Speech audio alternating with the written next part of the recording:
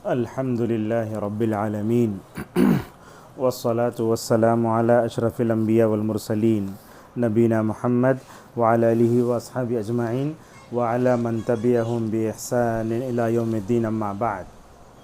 क़ाल अल्लाहु तआला अऊज़ु बिल्लाहि मिनश शैतानिर रजीम मिन हमज़िहि व नफ़्ख़िहि व नफ़्सिहि व नुरीदु अन नमुन्ना अलल लज़ीना इस्तज़इफ़ू फ़िल अर्ज़ व नजअलहुम अइम्मतन व नजअलहुमुल वारिसीन। मुअज़्ज़ज़ सामिईन, हज़रात व ख़वातीन, आज जुमे का दिन है। इत्तेफ़ाक़ से अगस्त की 15 तारीख़ थी, तो मैंने मस्जिद क़ुरैश DG हल्ली बेंगलोर में ख़ुतबा दिया। अल्लाह के फ़ैसले हिकमत से ख़ाली नहीं होते, क़द्दर अल्लाहु मा शा फ़अल। आज जो ख़ुतबे का मौजू था वो जश्न आज़ादी या तहरीक आज़ादी और हिंदुस्तानी मुसलमानों की ज़िम्मेदारियाँ। छुट्टी थी, सारे हज़रात ख़वातीन से मस्जिद भरी थी। अल्हम्दुलिल्लाह, अल्लाह की तौफ़ीक़ से तहदीस नेमत के तौर पर ये बातें कह रहा हूँ। कुछ बातें अल्हम्दुलिल्लाह उसमें अच्छा पैगाम मिला, लेकिन क़द्दर अल्लाहु मा शा फ़अल के किसी वजह से वो ख़ुतबा रिकॉर्ड नहीं हो सका। तो सामिईन में से कुछ हमारे शागिर्द थे, उन्होंने हमसे ख्वाहिश की कि उसको दर्स की शक्ल में रिकॉर्ड करके अपने चैनल में अपलोड करूं। बस फ़ख्र के लिए और गुरूर के लिए नहीं, तहदीस नेमत के तौर पर ये 10 रिकॉर्ड किया जा रहा है। समझिए आज के खुतबे जुमा का ख़ुलासा है। खुतबे जुमा में जो ज़ोर आता है अल्हम्दुलिल्लाह वो तो नहीं आ सकता, मगर चूँकि उम्मत के लिए पैगाम तो था, उम्मत तक पहुँच चुका है। अब चूँकि रिकॉर्ड नहीं हुआ, इसलिए हम दोबारा इस खुतबे जुमा के ख़ुलासे के तौर पर इस जो है इसको रिकॉर्ड कर रहे हैं। खुतबे मसनूना के बाद मैंने आपके सामने सूरह क़सस की एक आयत पढ़ी। अल्लाह तबारक व तआला कुरान करीम में मूसा अलैहिस्सलाम का बहुत ज़रा तज़किरा फ़रमाता है। आप जानते हैं कि अल्लाह ने इंसान को आज़ाद बना के पैदा किया है, सोचने की आज़ादी है। खुले माहौल में अगर वो ज़िंदगी गुजारता है तो अल्हम्दुलिल्लाह तमाम बीमारियों से पाक होता है, सुकून आता है। मगर हम देखते हैं कि दुनिया में ओहदा व मनसब रखने वाले फ़ख्र गुरूर का शिकार होकर कभी अपनी ताकत का गलत इस्तेमाल करके लोगों को ग़ुलाम बनाना चाहते हैं। उन्हीं शख्सियत में ये फ़िरौन की शख्सियत भी थी, जिसने बनी इसराइल को ग़ुलाम बना के रखा था। अल्लाह ताला ने हज़रत मूसा अलैहिस्सलाम को और हारून अलैहिस्सलाम को भेजा कि ताकि फ़िरौन के जुल्म के शिकंजे से उसको निकाला जाए। ज़ालिम बादशाह से बनी इसराइल की नजात थी, बहुत बड़ी नियामत थी। आज़ादी छीन ली थी ना, तो उसकी बहुत बड़ी नियामत थी। अल्लाह ताला बार बार उसका तज़किरा फ़रमाता सूरह बक़रा में, या बनी इसराइल अज़्कुरू निअमती अल्लती अनअमतु अलैकुम। ए बनी इसराइल, तुम्हारे ऊपर जो नेमत है ना, ये नजात की जो नेमत है ना, इसको याद करो। और सूरह बक़रा में कई जगह ये मज़मून आया आराफ वग़ैरह में है, वइज़ नज्जयनाकुम मिन आलि फ़िरऔन यसुमूनकुम सूअल अज़ाब युज़ब्बिहूना अब्नाअकुम व यस्तहयूना निसाअकुम व फ़ी ज़ालिकुम बलाउम मिन रब्बिकुम अज़ीम। याद करो बनी इसराइल, जबकि हमने तुमको फ़िरऔन के आल से जो है तुमको नजात दी। वो तकलीफ़ देता था, बच्चों को ज़बह करता था, अल्लाह अकबर, और औरतों को ज़िंदा रख छोड़ता था। और इसमें बहुत बड़ी तुम्हारे लिए जो है क्या है, नसीहत है।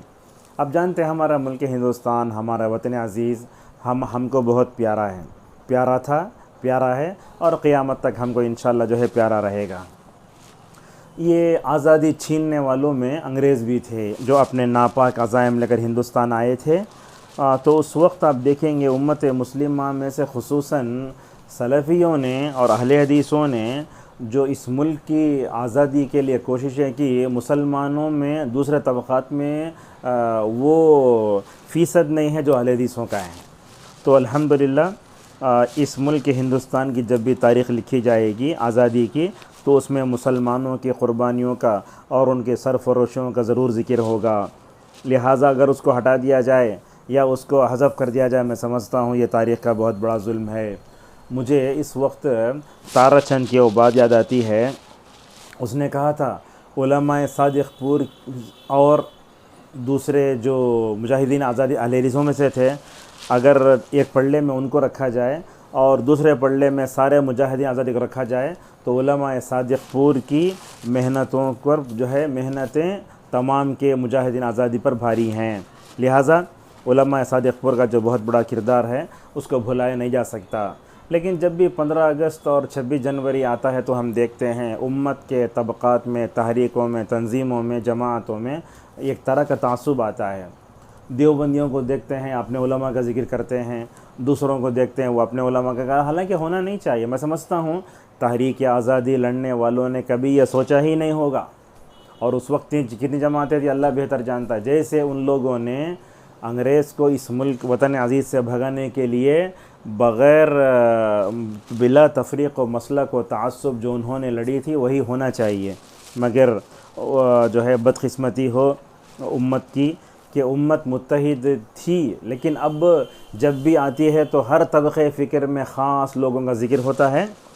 हालांकि हम देखते हैं मदारिस में और मुस्लिम मैनर स्कूलों में इतना इंसाफ होता है, गैर मुस्लिम जो आज़ादी लेने वाले थे उनका नाम भी अल्हम्दुलिल्लाह ज़िक्र किया जाता है। मौजूद हाज़रीन अख़वा हज़रात व ख़वातीन, इस खुतबे के ज़रिए हम आपको इस दर्स के ज़रिए हम आपको पैगाम देना चाहते हैं कि हिंदुस्तान की आज़ादी के बारे में हर एक को हमें इल्म होना चाहिए। यह इल्म हम अपने बीवी बच्चों को बताएं और आगे वाली नस्लों को बताएं।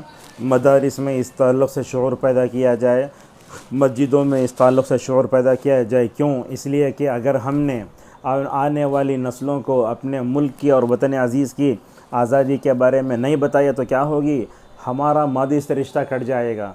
और मशहूर जुमला है, जो कौम मादी से रिश्ता काट लेती है, तारीख़ से रिश्ता काट लेती है, वो कटी पतंग की तरह हो जाती है।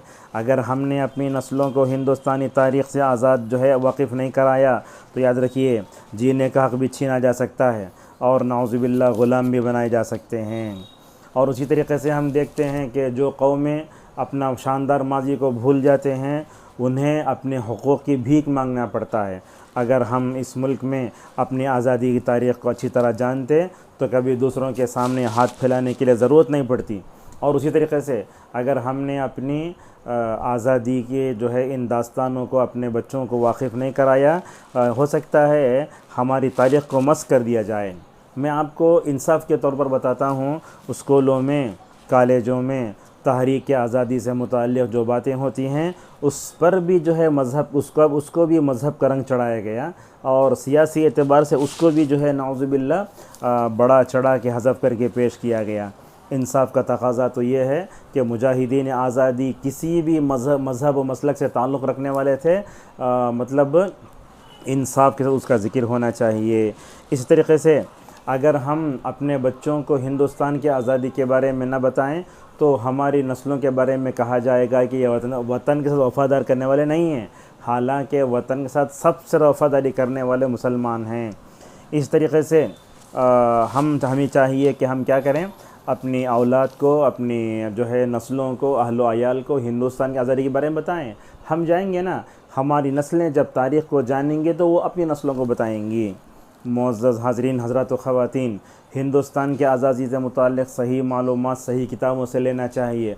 आजकल तो सोशल मीडिया का ज़माना है, फ़ेसबुक है, इंस्टाग्राम है और जो है मतलब व्हाट्सअप है, इसमें सही व सकीम का फ़र्क किए बग़ैर बातें आती रहती हैं। उन बातों को हमें जो है नहीं मानना चाहिए। बातें सही हों, सही मराज मसादिर से ली गई हों, उसमें तअस्सुब न हो, उसमें जो है फ़िरक़ा वारियत का रंग न हो, तो मश्क़ शुदा मालूमात और गलत मालूमात से अपने जो है बच्चों को बताएं। इसी तरीक़े से हमें जंग आज़ादी के इस दिन आज हमें क्या करना चाहिए, हिस्सा लेने वालों ने जो तकलीफ़ें बर्दाश्त की, किन मशक्क़तों का सामना किया, किन तजर्बात से वो गुज़रे, हमें उससे भी फ़ायदा उठाना चाहिए। आज हम तकरीबन 79 को जो जश्न आज़ादी है वो मनाए आज, लेकिन हमको नहीं मालूम कि हमारे असलाफ़ ने, इस मुल्क में रहने वाले बाशिंदों ने उन अंग्रेज़ों को इस मुल्क से भगाने के लिए क्या क्या तकलीफ़ें नहीं पड़ी। अल्लाह अकबर। काला पानी की सज़ा भुगती, जेलों में भरे गए, डिवाइड एंड रूल की पॉलिसी अपनाई गई। अल्लाह अकबर। उन तमाम के सामने डट कर रहे। और इसी तरीके से हमें एक मौका ये भी आता है बोलने का, क्या बोले तो हालात का मुकाबला करने के लिए तौहीद बहुत ज़रूरी है। आप देखें पूरे हिंदुस्तानी मुसलमानों में जो अहले हदीस थे, सलफ़ी दावत से ताल्लुक़ रखने वाले थे, उन्होंने अल्हम्दुलिल्लाह तौहीद के ज़रिए हालात का मुकाबला किया। यही तो बताया अम्बिया अलैहिमुस्सलातु वस्सलाम ने कि बंदा तौहीद के ज़रिए हालत का मुकाबला कर सकता है। आज उम्मत में तौहीद कमज़ोर हो रही है, बिद्दत, खुराफात, शिर्क, कुफ्र में नाउज़ुबिल्लाह उसके दलदल में फंस गई है। इसी वजह से हालात जब बिगड़ रहे हैं तो हम जो है मुनाफिकीन की तरह डरते हैं। यहसबून कुल्ल सयहतिन अलैहिम। मोअज़्ज़ज़ हज़रात व ख़वातीन, मुल्क आज़ादी के इस मौके पर हमें हर मुसलमान को हिंदुस्तान के दस्तूर के बारे में जानना भी चाहिए। अगर हम हिंदुस्तानी दस्तूर के बारे में नहीं जानें, अगर इस मुल्क के क़वानीन के बारे में नहीं जानें, तो इस मुल्क की तामीर और तरक्की में अच्छा रोल अदा नहीं कर सकते। आप जानते हैं यहाँ के दस्तूर को तरतीब देने वाले और कई लोग थे। मुझे तो याद आता है हमारे उस्ताद मोहतरम मौलाना हफीज़ुर रहमान आज़मी उमरी मदनी रहीमहुल्लाह, एक मरतबा जामिया में 26 जनवरी में परकुशन परचम कुशाई हो रही थी। उस वक्त उन्होंने कहा था कि हमारे मुल्क के दस्तूर को, क़ानून को तरतीब देने वालों में अम्बेडकर का जो नाम आता है उसमें 300 से ज़्यादा अफराद थे। अल्हम्दुलिल्लाह उसमें कई मर्द मुसलमान औरतें भी थीं। तो लेकिन ये चीज़ें हमें मालूम नहीं होती। हम लोग क्या समझ जाते हैं वो दस्तूर लिखने वाले, क़ानून वाले पूरे गैर मुस्लिम थे। नहीं, हम इतने पढ़े लिखे थे कि हम उसमें शामिल होने के लायक थे। इस वक्त मुझे एक बात याद आती है, शायद आगे भूल जाऊँ मैं। वो बात यह है कि इस मुल्क को जो आज़ाद किया गया, सबसे पहले वज़ीर तालीम किसको बनाया गया? अबुल कलाम आज़ाद रहीमहुल्लाह को बनाया गया, जिन्होंने अपने वजूद से कांग्रेस में जाकर अल्हम्दुलिल्लाह बहुत बड़ा जो है मुसलमानों की तरफ से नुमाइंदगी की। और उनकी तालीमी सलाहियत ऐसी थी कि उन्होंने हिंदुस्तानियों को जो तालीम का जो हुनर दिया था वो आज भी अल्हम्दुलिल्लाह प्राइमरी हाई स्कूल का जो नज़्म है शायद उन्होंने ही दिया था वो। तो आज हमको भी हिंदुस्तान में ऐसी आली तालीम हासिल करना चाहिए कि हमारा मुसलमान वज़ीर तालीम बने। मगर आज देखिए मुसलमान कहाँ है तालीम में। हमारे बच्चे 7-8 पढ़ते फ़ेल हो गए तो जाके होटलों में नाउज़ुबिल्लाह मतलब क्या है गिलास धोते हैं। तो इस तरीक़े से हमें हिंदुस्तानी दस्तूर क्या है, अगर हम वो नहीं पढ़े तो इज्तिमाई इनफरादी नुकसान भी होगा। सबसे पहले देखते हैं वक्फ़ बिल के बारे में। अगर उसकी सही हिफाजत होती, वक्फ़ की जो प्रॉपर्टी हिंदुस्तान में है वो लेकर जो है उसको हराम की तरह खाते रहे, उसकी हिफाजत नहीं हुई, उसके डॉक्यूमेंट नहीं हुई, इसकी वजह से ये कानून हमारे ऊपर मुसल्लत हो रहा है। लिहाजा हर हिंदुस्तानी को जो है ये दस्तूर पढ़ना चाहिए। और अल्हम्दुलिल्लाह मैं आपको बताना चाहता हूँ, जामिया दारुस्सलाम अमराबाद में हम उस्ताद हैं, तो यहाँ फ़ज़ीलत साल आखिर के तलबा को यह मादा सिलेबस में शामिल करके पढ़ाया जा रहा है। क्यों? ताकि मिंबर और मेहराब को संभालने वाले उलमा को भी हिंदुस्तानी दस्तूर का इल्म होना चाहिए, ताकि उन्हें दावती मैदान में, इस्लाही मैदान में अल्हम्दुलिल्लाह कामयाबी हासिल हो सके। मुअज़्ज़ज़ हाज़रीन हज़रात व ख़वातीन, इस मुल्क के बारे में हमें ये भी समझना चाहिए कि ये मुल्क सेकुलर मुल्क है। यहाँ हर मज़हब के मानने वाले को जो है मुसावी हुकूक़ हैं। लिहाजा हर मज़हब पर अमल करने वाले को पूरी आज़ादी है। तो क्यों हमारे अज़ानों पर पाबंदी होती है, हमारे जो है वो पर्दे पर पाबंदी होती है। लिहाजा हम तमाम चीज़ों को जानें, देखते हैं, देखते देखते ये जो जमहूरियत में सेकुलर मुल्क की जो चीज़ है उसको आहिस्ता आहिस्ता हटा जा रहा है। इस वक्त मुझे एक बात याद आती है, आपके सामने बयान करना चाहूँगा। जब 15 अगस्त आता है, 26 जनवरी आती है, तो उस वक्त लोग वतन से मोहब्बत करने के बारे में सवाल करते हैं। एक कुछ बातें हम आपके सामने बताते हैं। ये बात याद रखें, एक मोमिन को सबसे ज़्यादा मोहब्बत मक्के से होती है। ये बात हमारे ईमान का जुज़ है। जैसा कि इब्राहिम ने दुआ की, फ़जअल अफ़ीदतम मिनन्नास तहवी इलैहिम, अल्लाह तो बाज़ लोगों के, मुसलमानों के दिलों में काबतुल्लाह की मोहब्बत डाल दे। और दूसरी जो मोहब्बत है वो मदीने से मोहब्बत है। रसूलुल्लाह सल्लल्लाहु अलैहि वसल्लम के बारे में आया, अल्लाह के नबी दुआ करते थे, अल्लाहुम्मा हब्बिब इलैनल मदीनत का हुब्बिना मक्का व अक्सर, अल्लाह मक्के से ज़्यादा मदीने की मोहब्बत हमारे दिलों में डाल दे। अल्लाह अकबर, क्या मोहब्बत थी। रसूलुल्लाह सल्लल्लाहु अलैहि वसल्लम तबूक से वापस आ रहे हैं, कई महीनों के बाद जब दाखिल हुए, 50 दिन का बाइक था शायद वो फ़तरा गैप, जैसे उहद पर नज़र पड़ी आपने कहा हाज़ा जबरन युहिब्बुना व नुहिब्बु, ये वो पहाड़ है जो हमसे मोहब्बत करता, हम भी उससे मोहब्बत करते हैं। रसूलुल्लाह सल्लल्लाहु अलैहि वसल्लम भी जब बाहर से आते तो मदीने की क़ुर्बत का एहसास जानवरों को भी होता था। मुझे अच्छी तरह याद है, मदीने में पढ़ते हुए हमारे असातिज़ा बोलते थे कि उनके बच्चे बोलते, अब्बू जब रसूलुल्लाह सल्लल्लाहु अलैहि वसल्लम की ऊँटनी को मदीने की क़ुर्बत का एहसास होता तो मदीने की क़ुर्बत के एहसास में, खुशी में वो ऊँटनी उछलने लगती ना, ज़रा तुम भी कार तेज़ चलाओ, अल्लाह अकबर। लेकिन यहाँ एक बात की वजाहत ज़रूरी है कि बिद्दती लोग मदीने को मक्के से अफजल करार देते हैं। ये बात सही नहीं है। मक्का अफजल है, मदीने की बाद में आती है। अब रही बात इन दोनों के अलावा दूसरे जहाँ जाए पैदाइश है जो इंसान की होती है, वहाँ से मोहब्बत करना कैसा है। सालेह फौज़ान हफ़िज़हुल्लाह से सवाल किया गया तो कहा, वतन से मोहब्बत का ताल्लुक़ ईमान व अक़ीदे से नहीं है, उसका ताल्लुक़ आदत और फ़ितरी अमर है। आप देखें कि हर इंसान जहाँ पैदा होता है उससे मोहब्बत होती है। अब मुझे इस वक्त वो हदीस याद आती है, लोग वतन से मोहब्बत के नाम पर यह हदीस पेश करते हैं, हालांकि मौजू है हुब्बुल वतन मिनल ईमान, कि हमारे ईमान का एक हिस्सा है वतन से मोहब्बत करना। ज़हीरुद्दीन असरी रहमानी रहमहुल्लाह जो तकरीबन निसफ़ सदी जो है उमराबाद में जो है रहे और जो है सलफ़ की आलम बरदार भी रहे और हदीस पढ़ाते तो अहले हदीस की पूरी तारीख़ से अल्हम्दुलिल्लाह तलबा को वाकिफ़ कराते। उन्होंने एक वाक़या सुनाया था, वो दिल्ली में जा रहे थे, एक जगह लिखा था हुब्बुल वतन मिलान रवाहुल बुखारी। अब शेख वहाँ खड़े हो गए, पूछे ये क्या है बुखारी का हवाला? पूरी बुखारी छानो अभी लाके बताओ। लोगों ने माजरत की मिटाया, कहा कि यह हदीस जो है बुखारी में नहीं बल्कि मौजू है, बंडल है। लिहाजा हम वतन से जो मोहब्बत करते हैं उसको ईमान और अक़ीदे से जोड़ने के बजाय फ़ितरत से जोड़िए, आदत से जोड़िए आप। और उस बारे में नाउज़ुबिल्लाह हदीस से घर के पेश करना मैं समझता हूँ ये अच्छी बात नहीं है। अल्लामा इक़बाल रहमतुल्लाह अलैह जो 1930 में इंतकाल कर गए, उस वक्त पूरा बर्र सग़ीर था, उस वक्त अपने वतन से मोहब्बत का अल्फाज में करते हैं, सारे जहाँ से अच्छा हिंदुस्तान हमारा, हम बुलबुलें हैं उसकी यह गुलसिता हमारा। सुलेमान रुहाइली हफ़िज़हुल्लाह से पूछा गया वतन से मोहब्बत करना कैसा है, तो कहा वतन से मोहब्बत करना फ़ितरी है, हत्ता कि चीज़ जानवरों में होती। लिखेंगे एक बिल्ली को पालो आप, अगर उससे नहीं होना बोले तो दूर जाकर छोड़ा तो फिर रात में आ जाती, वो परिंदे में भी होता है, इंसान में भी होता है। लिहाजा फ़ितरी चीज़ है, लिहाजा उसको हम हराम करार नहीं दे सकते। गैर शादीशुदा ज़ानी को रजम करके उसको 1 साल जो है जिला वतन किया जाता है, ताकि उसे उस वक्त भी एहसास होता कि अपना जो मुल्क है, अपने जो वतन है बहुत अच्छा है। लड़की को भी देखते हैं अपने घर का माहौल छोड़कर जब ससुराल में जाती है तो उसे ही परेशानी होती है। लिहाजा मुसलमान अगर फ़ितरी तौर पर हिंदुस्तान से मोहब्बत करे तो कोई जुर्म नहीं है, बल्कि इसका ताल्लुक़ आदत से है। मोअज़्ज़ज़ हाज़रीन और हज़रात व ख़वातीन, इस वक्त 1-2-3 चीज़ें बयान करके अपनी बात को ख़त्म कर लेते हैं। इस मुल्क में अगर हम रहना है तो हमारी ज़िम्मेदारियाँ क्या हैं? सबसे पहले ज़िम्मेदारी बनती है कि हम अपने अक़ीदा और ईमान की हिफाजत करें, ईमान में खलल डालने वाले उमूर से दूर रहें। इसके लिए हमें 3 नबियों की जो है सीरतें पढ़ना चाहिए।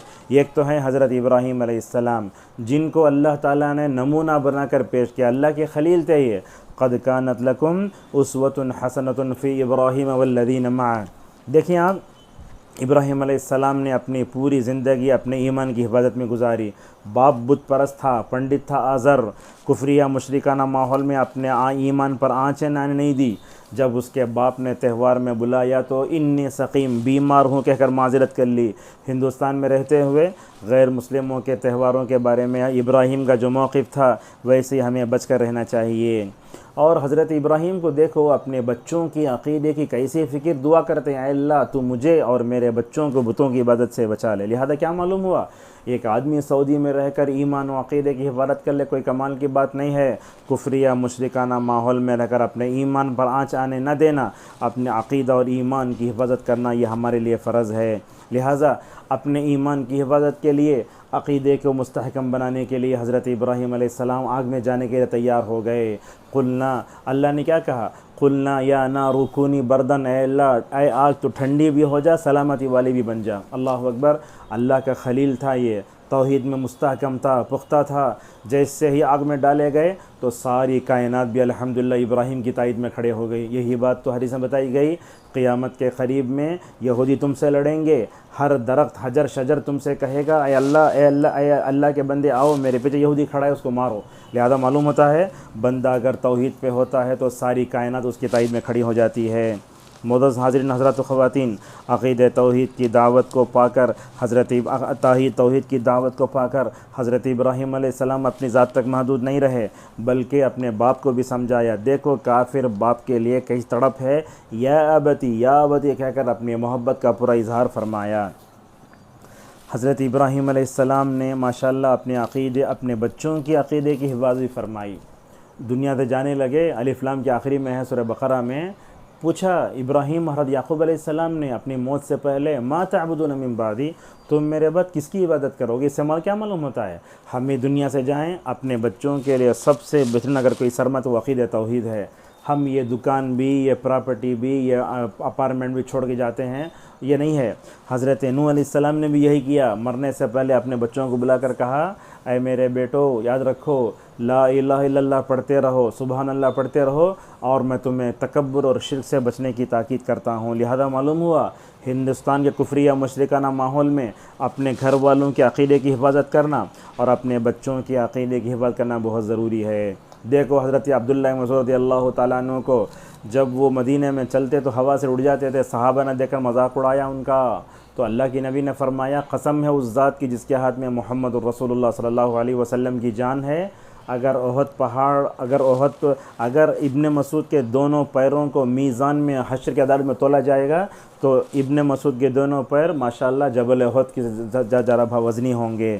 लिहाजा इब्ने मसूद रज़ियल्लाहु अन्हु क्या थे, उनकी बीवी का नाम ज़ैनब था। एक दिन वो अपने घर गई तो उनके घर वालों ने कुछ मंत्र पढ़ के धागा बांधा। आई ज़ैनब, कहा क्या है ये, तो बोले घर गई तो बांधा है। तो हज़रत इब्ने मसूद रज़ियल्लाहु अन्हु ने फ़ौरन उसको काटा, कहा अब्दुल्ला का ख़ानदान जो है शिर्क से कुफ्र से पाक है। इस मौके पर मैं आपके सामने एक बात ये भी कहना चाहूँगा, जिनके घरों में शिर्क होता है, कुफ्र होता है, उनके घरों से ना बहू लाई जा सकती है ना दामाद ला सकते हैं।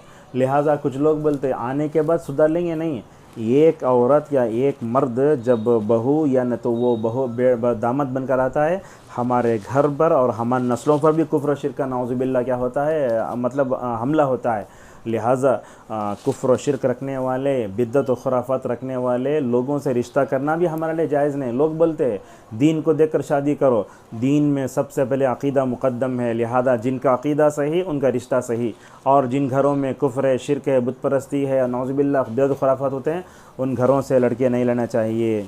मोअज़्ज़ज़ हाज़िरीन, दो बातें बयान करके अपनी बात को ख़त्म करते हैं। इस मुल्क हिंदुस्तान में रहते हुए इब्राहीम को नमूना बनाकर अपनी बीवी बच्चों की अक़ीदे की हिफाजत की फ़िक्र करो। दूसरा है हज़रत यूसुफ़ अलैहिस्सलाम ने मिस्र के माहौल में लेकर जो बेहतरीन कारनामे अंजाम दिए उस पर भी नज़र होना चाहिए। जब यूसुफ़ अलैहिस्सलाम थे वहाँ काफिरों की हुकूमत थी, मगर माशाअल्लाह उसमें अपने ईमान की हिफाजत फरमाई। देखो अक़ीदा जब नस्लों में होता है तो नस्लों की हिफाजत होती है, जैसा कि साले हुसैनी हफ़िज़हुल्लाह कहते हैं। इब्राहीम अलैहिस्सलाम की दुआओं का असर क्या हुआ, इब्राहीम का दुआओं का असर इस्माइल पे पड़ा, इसहाक़ पे पड़ा, याकूब पे पड़ा, याकूब पे यूसुफ़ पर पड़ा। जब जेल में गए तो कहने लगे देखो मैं अपने जो है इब्राहीम के नक्श कदम पर चलता हूँ, मैं कुफ्र और शिर्क जो है उनके आबाजत की छोड़ता हूँ मैं। लिहाजा अपने ईमान की हिफाजत की। और दूसरी बात, हज़रत यूसुफ़ अलैहिस्सलाम ने वहाँ रहते हुए अपनी इस्मत व इफ़्फ़त की हिफाजत की। आज देखते हिंदुस्तान के माहौल में हमारा नौजवान पहले क्या करता, बिद्दत में पढ़ता, खुराफात में पढ़ता, ज़िना में पढ़ता, अखलाक़ी नजात में पढ़ता, बाद में जाके नाउज़ुबिल्लाह गैर मुस्लिम औरत से इश्क लड़ा के मैं कोर्ट मैरिज कर लेता। तो क्या आज का नौजवान हज़रत यूसुफ़ अलैहिस्सलाम को नमूना बना ज़िंदगी नहीं गुजार सकता? देखो आप यूसुफ़ अलैहिस्सलाम कैसे थे, अल्लाह अकबर, एकदम आयन जवानी में। वो अज़ीज़ मिस्र की जो बीवी थी ज़ुलेखा बोलते नाम उसका, वो अपने आप को तैयार कर लेके दरवाज़ा बंद करे तैयार हूँ बोली, अल्लाह अकबर, कैसे भागे। कहाँ है हिंदुस्तान का नौजवान? क्या उसने यूसुफ़ की पाक दामनी की तरह ज़िंदगी गुजारने की कोशिश की? हज़रत यूसुफ़ अलैहिस्सलाम ने पहले कहा माज़ अल्लाह, अल्लाह की पनाह, और जो बंदा अल्लाह की पनाह में आ जाता है अल्हम्दुलिल्लाह क्या होता है, अल्लाह ताला उसे हर तरह के शर से जो है मुकम्मल तौर पर बचा लेता है फ़ौरन। और ऐसा ज़ोर से पकड़ा पीछे से, खमीस पड़ गई, और बोलते ना चोर की उमड़ी सबसे पहले जाके अपने शौहर से बोले ये ज़िना करने, मेरे साथ ज़िना किया ही ना। अब उन्हें भी बहुत बादशाह था ना, बहुत मतलब अकल रखता, तजुर्बा था। बोले शेट पीछे से फटी है तो तुम गुनहगार, सामने पड़े तो वो गुनहगार। जब देखा गया तो देखते हैं कि शेट पीछे से फटी थी। तो ऐसा मालूम हुआ आज के हिंदुस्तानी नौजवान को सबसे पहले कुफ्र, शिर्क, बिदअत, खुराफात से बचकर ज़िना से भी अपने आप को बचाना चाहिए। कैसे थे हज़रत यूसुफ़ अलैहिस्सलाम, सलाहियत रख कर ओहदा मांगा, नफ़ा बख्श बने, खिदमत खल्क़ किया, और अल्हम्दुलिल्लाह पूरे मिस्र में जो क़हत साली थी उस क़हत साली से निकाला। तो लिहाजा इस मुल्क में रहते हुए हम तमाम को भी अपने ईमान की हिफाजत करना, इफ़्फ़त व इस्मत की हिफाजत करना, सलाहियत अगर है तो ओहदा भी उहदे का सवाल कर सकते, जब हमारे तरह कोई ना हो, नफ़ा बख्श बनो, खिदमत खल्क़ करो। अब देखते हैं हज़रत मूसा अलैहिस्सलाम भी जब खिदमत खल्क़ का काम करके गए, अल्हम्दुलिल्लाह अल्लाह ने बेहतरीन दीनदार ससुराल अल्हम्दुलिल्लाह मुहैया फरमाया। इस मुल्क में रहते हुए कोई भी रिफ़ाही काम, कोई भी मसलक मज़हब वाला करे, हमें उसका साथ देना, जैसा कि अल्लाह ने फरमाया ताअवनु अलल बिर्रि वत्तक़वा वला ताअवनु अलल उद्वान। मोअज़्ज़ज़ हाज़िरीन, इस मुल्क में रहते हुए हमें दो नबियों के साथ साथ हज़रत मोहम्मद सल्लल्लाहु अलैहि वसल्लम के मक्की दौर को भी याद रखना चाहिए। रसूलुल्लाह सल्लल्लाहु अलैहि वसल्लम ने मक्की दौर में अपनी तौहीद को पुख्ता फरमाया, अपने सहाबा की तौहीद को पुख्ता फरमाया, हिकमत के साथ नरमी के साथ दावत देते रहे, 3 साल तक खुफिया दावत की। लिहाजा आज भी अगर हम दावत देना चाहते हैं तो रसूलुल्लाह के मक्की दौर को देखो, कितने तो उंगलियों पर गिने जाते थे। दार अरकम में थे, घाटियों में छुप के नमाज़ पढ़ते थे। माशाअल्लाह 13 साल की तौहीद पर मेहनत से अल्हम्दुलिल्लाह अल्लाह ने बरकत दी। लिहाजा हिंदुस्तान में 70 पर 9 साल गुजरे, हमने दावत तौहीद का काम कौन सा किया? हम तो कुफ्र और शिर्क और बिदअत और खुराफत में जाके पड़ जाते हैं। हम बुलाते नहीं, हमको बुलाया जाता है। और इसी तरीक़े से खिदमत खल्क़ का काम भी बहुत ज़रूरी है। आप देखें, कोई भी इंसान की शक्ल में नज़र आए, उसकी खिदमत करो। अल्लाह के रसूल सल्लल्लाहु अलैहि वसल्लम पहले वही से जो घबरा कर जब आए तो उस मौके पर खदीजा रज़ी अल्लाह अन्हा ने रसूलुल्लाह को जो जिन सिफ़ात की तसल्ली दी, कहा ऐ अल्लाह के नबी, अल्लाह आपको हरगिज़ ज़ाया नहीं करेगा। आप क्या करते हैं? लोगों का बोझ उठाते हैं, मुसीबत इंसानों के काम आते हैं और मेहमान नवाजी करते हैं। लिहाजा खिदमत खल्क़ करो और अखलाक से दिल जीतो बरादरान वतन का। क्या आज हमारे कैरेक्टर अखलाक से मुतासिर कोई मुसलमान हुआ है? आप देखो, मारवाड़ी दुकान मुसलमान की दुकान में, मुसलमान जो दुकान रहती है वो तिजारत के इस्लामी उसूल अपनाता ही नहीं है, झिनकाता है, बुलंदा से बात करता है। मगर वो काफिर को देखो, अच्छे अखलाक से बात करता है, अमानतदार होता है और अच्छे हुस्न सलूक आता है तो वो लोग वहाँ जाते हैं। नऊज़ु बिल्लाहि मिन ज़ालिक। तो हमें अपने अखलाक से बरादरान वतन का दिल जीतना होगा। रिफाही कामों में गैर मुस्लिमों का साथ देना, दावत का काम करना और अमन फैलाना। अहले हदीस है ना, तौहीद पसंद है, अमन फैलाओ। ये जहाँ कुफ्र और शिर्क होता है, नऊज़ु बिल्लाह, वहाँ क्या फसाद होता है। जैसा कि अल्लाह ने फरमाया, लौ कान फ़ीहिमा आलिहतुन इल्लल्लाहु लफ़सदता। मोरस हाज़रीन, इस वक्त मुझे एक वाक़या आता है, उसको बयान करके अपनी बात को ख़त्म करते हैं। हम भी अपने आसपास के माहौल में देखते हैं, काफिरों से हमारा ताल्लुक़ात होते हैं।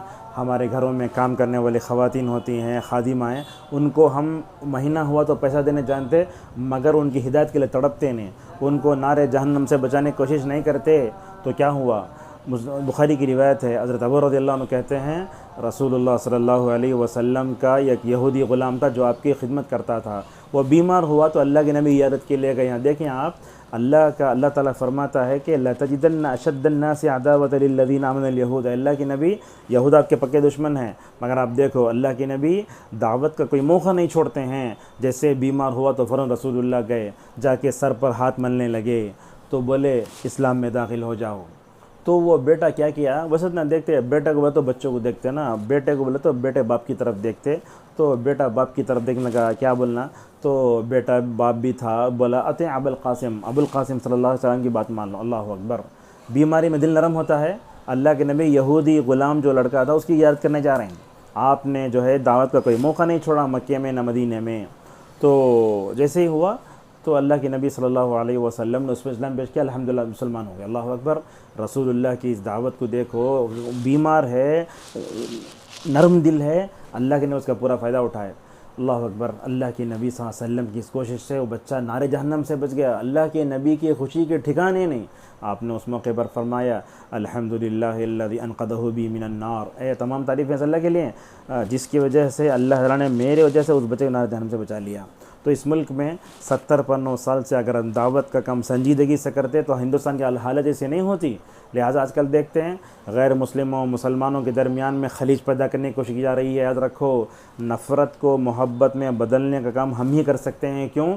इसलिए कि हमारा रब रहीम है, हमारे रसूल सल्लल्लाहु अलैहि वसल्लम रहमतुल्लाह अलमीन है। उम्मत मुस्लिमा को पैकर रहमत बनकर उस फूल की तरह बनना चाहिए जो दुश्मनों के हाथ में भी खुशबू दे। वहाँ तक बुखारी की रिवायत में आया कि वो बच्चा मुसलमान हो गया। मुस्नद अहमद की रिवायत में आता है, अल्लाह के नबी सल्लल्लाहु अलैहि वसल्लम ने फरमाया, जैसे ही वो बच्चा मुसलमान हुआ तो फ़ौरन जो है उसकी जुहरू परवाज़ कर गई। अल्लाह अकबर। अल्लाह ने मुझे आपको कितनी लंबी ज़िंदगी दी।